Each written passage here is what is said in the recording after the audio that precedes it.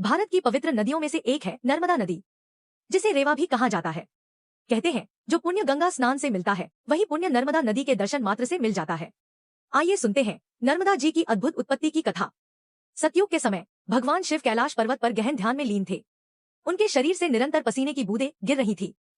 यही पसीने की बूंदें धरती पर आकर नर्मदा नदी के रूप में बहने लगी, इसलिए नर्मदा को शिवपुत्री भी कहा जाता है। उसी समय धरती पर राक्षसों का अत्याचार बढ़ गया था।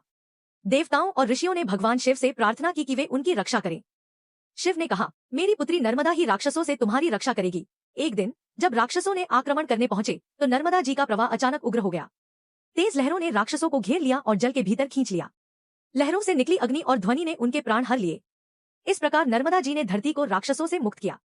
नर्मदा जी का प्रवाह इतना पवित्र और दिव्य है कि कहते हैं गंगा जल में स्नान से जो फल मिलता है वही नर्मदा के जल के दर्शन मात्र से मिलता है। यही कारण है कि नर्मदा नदी को मुक्तिदायिनी और पाप नाशिनी कहा गया है। नर्मदा जी का एक और अद्भुत रहस्य है, यह नदी कभी अपना रास्ता नहीं बदलती। माना जाता है कि जब नर्मदा के किनारे शिवलिंग बहते हुए मिलते हैं तो वे स्वयं सिद्ध माने जाते हैं। इन्हें ही नर्मदेश्वर शिवलिंग कहा जाता है। इस प्रकार नर्मदा जी न सिर्फ एक नदी है बल्कि शिव की शक्ति और करुणा का प्रतीक है। उनका स्मरण और दर्शन ही जन्म जन्मांतर के पापों को हर लेता है। ऐसे वीडियो के लिए सब्सक्राइब करें। धन्यवाद।